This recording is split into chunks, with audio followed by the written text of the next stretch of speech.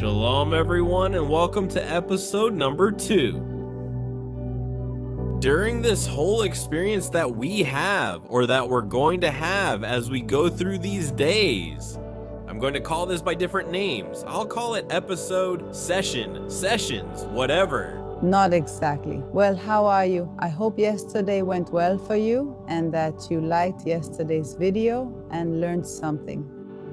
We were noticing that the image you see behind us, just so you know, we were saying that it looks like one of those artificial backgrounds that Zoom puts behind you.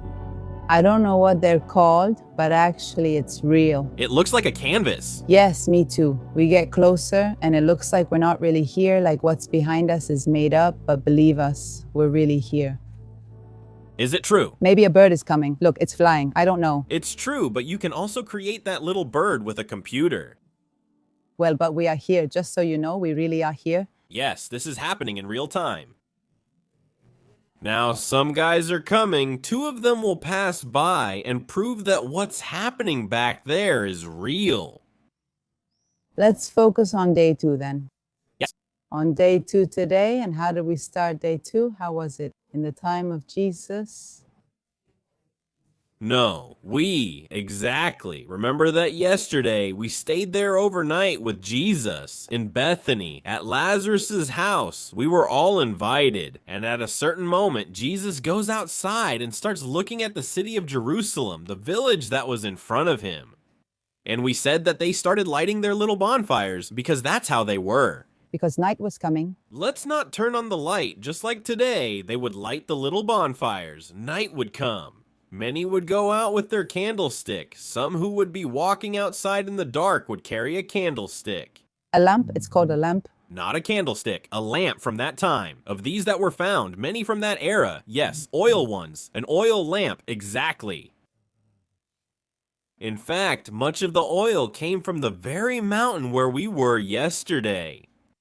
From the Mount of Olives, yes, olive trees, which is where Jesus, who had this triumphant entry, right? So he goes to sleep that night, and I imagine he starts thinking about what is going to happen to Jerusalem in those days. It's like he starts, in a way, to envision what is going to happen in the next few hours. Yes, that's a good word. Materialize? Exactly. So many have spoken, so many prophets spoke since ancient times, that at that moment, in those days, many prophecies were being fulfilled. What had been expected was materializing, not from the saints. Exactly. So many centuries ago? Exactly. And it wasn't that it shouldn't have happened at that moment. It shouldn't have been before or after. It had to be at the precise moment. If it had been later, maybe in a natural way, he would have grown very fond of the people who were with him, and that would have been dangerous for fulfilling the plan until the end. If it had been earlier, the people and disciples weren't ready or prepared, so it happened when it was meant to. But he personally, I think that deep down or inside, he had mixed feelings. Sometimes I allow myself to imagine being in that time, and if I could sit with him today, I would ask him, did you want to push this forward? And I think he would have said yes, because a few hours later you'll realize that he did. Thank you that I would have wanted to push it. In fact, I would have wanted it to be another way. We will see that when we get to day 6. That's why I say what I say. If I sat down with him today, I think he would tell me that, from what I see afterwards, which is what happens with everything that comes. No, so when he is sitting on this night that just passed, where he materializes what is going to happen in the next few hours, I think he starts like that in some way, like questioning himself, worrying. But on the one hand, I'd like to push him, but on the other, I have to move forward with this plan. With the plan. That's how it has to happen. That's how it worked from the beginning. Since ancient times, that's how it was planned, and I can't ruin it. I have to go ahead. Why? Because there's only one plan. There's not a plan. There's no plan B for God, not at all. There's only one, and we have to follow it? The point of salvation, exactly. I mean, that's the point there is. They went to sleep, they wake up in the morning, and then we start on day 2 in the morning. We are not in the morning hours. We are exactly at the time where, remember, we went to sleep with him. We are in the evening hours. So, what happens? Let's turn to the scriptures. How do they start? Today we are going to follow Mark. Yesterday we followed Matthew. Today we are following Mark, chapter 11 from verse 12 onward. Very well. And it says, the next day when they left Bethany, he was hungry. And seeing a fig tree in the distance that had leaves, he went to see if perhaps he would find something on it. But when he reached it, he found nothing but leaves, because it was not the season for figs. Then Jesus said to the fig tree, "May no one ever eat fruit from you again." And his disciples heard it. Come on, I went and stopped him and we broke up. Let's continue. Let's continue. And so they came to Jerusalem, and Jesus entered the temple and began to drive out those who were selling and buying in the temple. And he overturned the tables of the money changers and the seats of those who sold doves, and he would not allow anyone to carry any goods through the temple. And okay, now you might say, and here a big debate arises, let's take it step by step. We saw that Matthew told us yesterday that Jesus overturned. It was Mark who tells us that. Who organized the group? Were there two events, or was it just one event told differently? The answer is no. We are clear about that because probably the tables that were overturned the previous day were set up again the next day. Probably. Porque What does the book of Ezekiel tell us? That the Hebrew people are a stubborn people? Stiff-necked. Does it mean that, did they care that someone came and overturned their tables? It's sales opportunity week, and I'm not gonna miss it. I have 3 times a year when I can sell. And because yesterday, as far as they were concerned, some crazy guy came and kicked our tables. I start the day, I set up the tables again, so probably Jesus turned over the tables again. Probably not. Probably Mark is telling us what happened the day before. But it's very interesting because he says that when they start the day, he says they go out and find themselves hungry. And the tree, right? And it says that he approaches the tree. I mean, it gives us quite a few details. Mark, because it says that they see the tree from afar. It's not like they just bump into it. They see it from a distance. Jesus goes to where the tree was, meaning he made an effort to reach it. And when he gets there, that's when he realizes it doesn't have any fruit. Yes, because also remember that the fig tree, well, especially since everyone knows it, has very large leaves. And that's what really happens. When you have to look for the fruit, you literally have to move the leaves aside and look closely, get closer. Because the fruit often blends in with the leaves, and many times the fruit is also green. Some are purple, but they can also be green. So does that confuse you even more? Yes, probably, and this is a side topic. We're stepping out of this week and going to the first week of the book of Genesis. Yes, that occurred to me. I was just thinking about that. What happened in that garden? Well, when Adam and Eve sinned, they ate the fruit, and when they realized they were naked, they joined leaves together and made aprons. Leaves of what? Fig leaves, because they are big leaves, so it was the most practical. Wasn't there a eucalyptus tree first because it was tall, and the others have such tiny, narrow little leaves that are no use, but fig leaves are just perfect because they're big. That too, I'll give you a spoiler. I always think the forbidden fruit was never an apple, because the apple is also. The tree in general is taller, the fruit is harder, and the fig is softer, it's easier to eat, and the tree is also shorter. So, well, that's always been my thought. It's really interesting. In fact, it's possible that Jesus is closing a cycle because he's cursing the tree and it will never bear fruit again. It can't be that he's closing it because remember that he came to fulfill what Adam couldn't. Maybe, I don't know, but maybe. I think Jesus closes a cycle. When he says you will bear no more fruit, he doesn't mean you won't bear fruit anymore, but that you will no longer be. Like the serpent did. Come and eat this fruit. That kind of fall will not come to man again, because he, in the next few hours, is going to break all that curse that fell on man because of the fall. That one, in fact, he is going to end it. He comes to fix all that, and he is going to connect us again. In other words, what was broken, the curse we had for thousands and thousands of years, he is going to end it in the next few hours. So I think he is closing a cycle in some way there. In fact, remember that there are also many things that we are going to see in all these sessions that somehow take you there, take you to the garden, because the Garden of Gethsemane was also a garden where he ends up fighting with the enemy. And it says that all the forces rose up at that very moment. In ancient times with Adam and Eve, the enemy used the garden for temptation. Here, the garden is used for defeat. To tell the enemy, here you have no authority, here you will not succeed. It was only once, there won't be a second time. In short, these episodes give us many interesting things that we are going to be getting into. But then we are told that the morning begins by cursing this fig tree, this fig tree, this tree. And the disciples see it. Why did they see it? Because Jesus moves away from them. They all go out together. He moves away from them. He goes up to the tree, curses it out loud. Everyone is going to hear what he is saying. And then they return to the group again and continue on their way. They enter the city of Jerusalem, and it starts again. What perhaps he couldn't finish the day before, but they continue with something new. Why?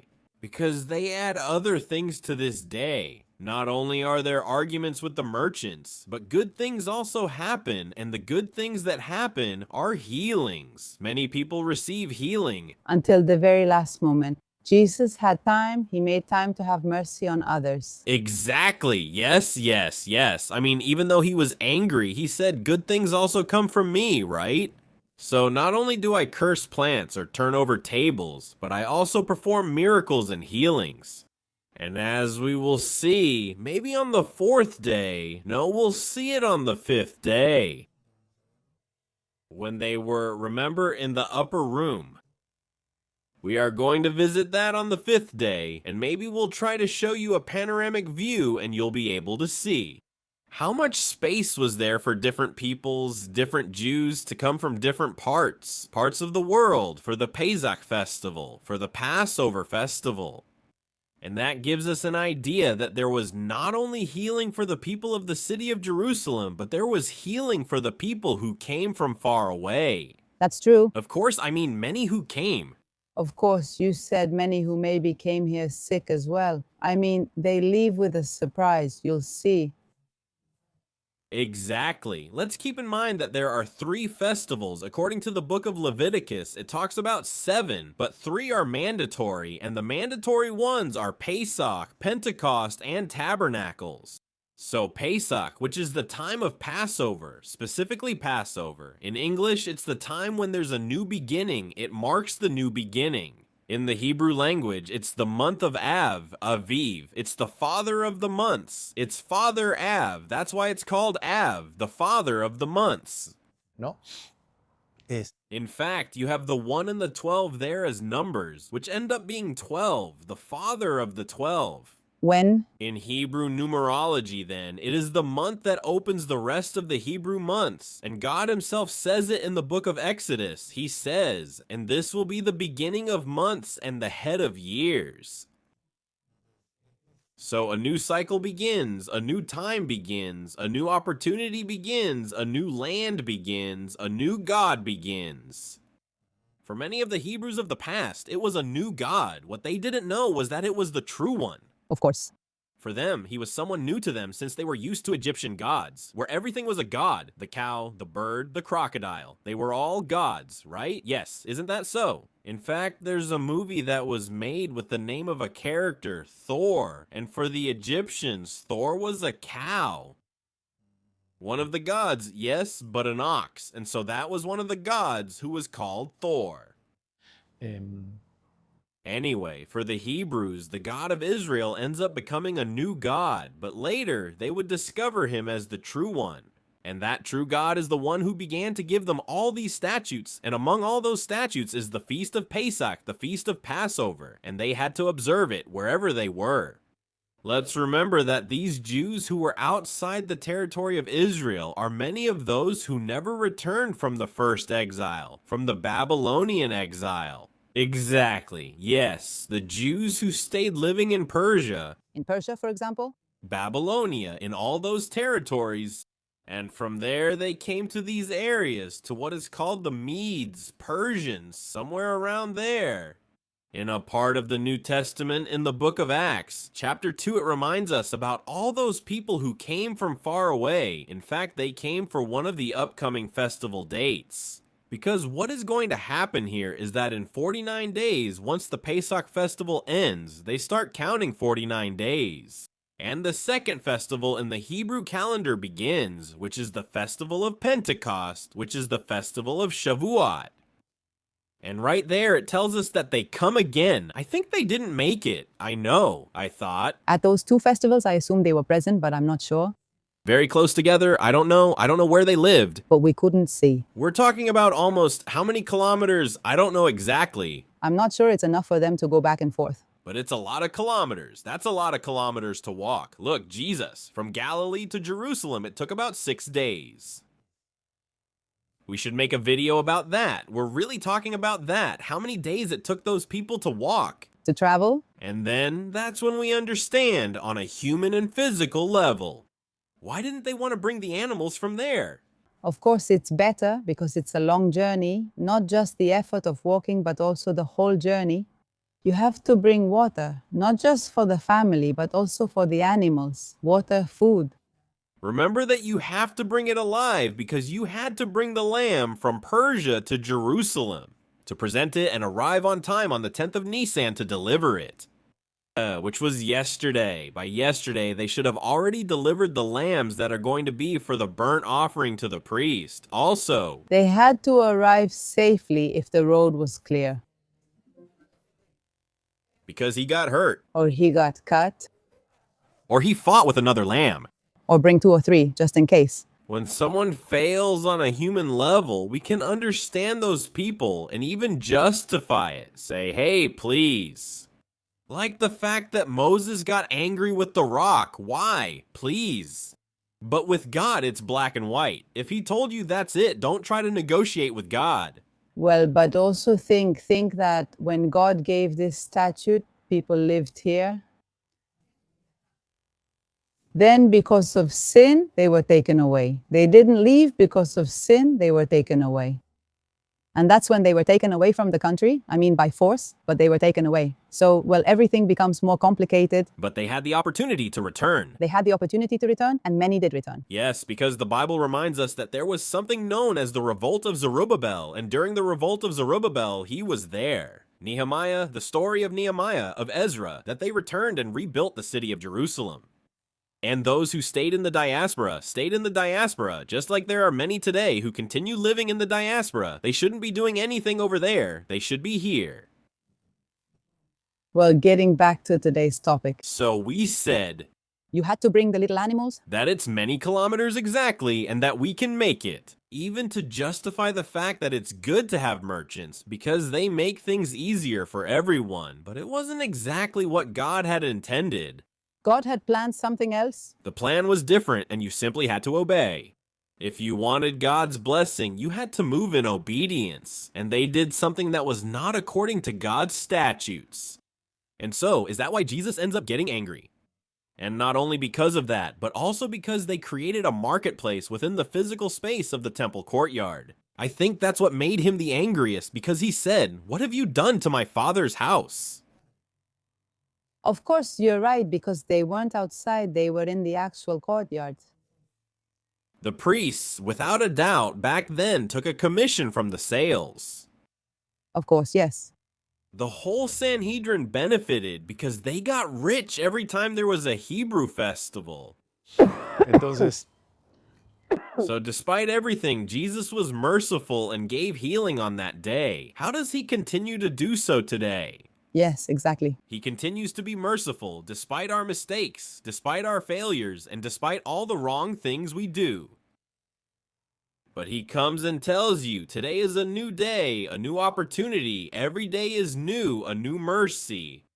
Such a great God. We see Jesus, that at that moment he was put into a human body, we entered into a human body, but for that very reason, it can also be said that he suffered the same things. He suffered cold, he suffered hunger, he suffered, I don't know, maybe he felt bad about something. And maybe that's why he never stopped being merciful and helping those he could. Exactly. So in order to, constantly identifying himself exactly. Anyway, there are many things we can say about what Jesus did on that day, on day 2 in the city of Jerusalem. But what we can say is that Jesus once again leaves the walls of the city of Jerusalem and goes back to the area of Bethany. And once again, he stays at the house of Lazarus. Possibly at the house of Lazarus, who were the closest to him. Night falls and that day ends, and the next day something very interesting happens. But we'll leave that for tomorrow's episode.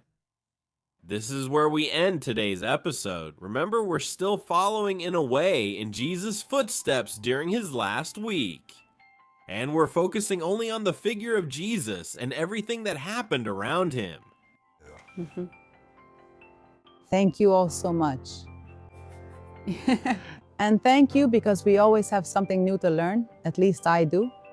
So don't miss tomorrow. And if you didn't watch yesterday's episode and started this series in the middle, look for the first episode so you don't lose track of the story. And to connect all the links in this chain. Yes, this would be like the last week of Jesus, or the series about the last week of Jesus during days of conflict in the territory of Israel, because remember that we are in the middle of the conflict with Iran. As of today, when we are recording this video, so well, it's a bit interesting, different from what we always do, but we always try to bring you Israel with the Bible, brother. Exactly. See you tomorrow then in a new episode. We're going to rest now because it's cold here and get ready for what's coming. See you tomorrow. Blessings, bye, shalom.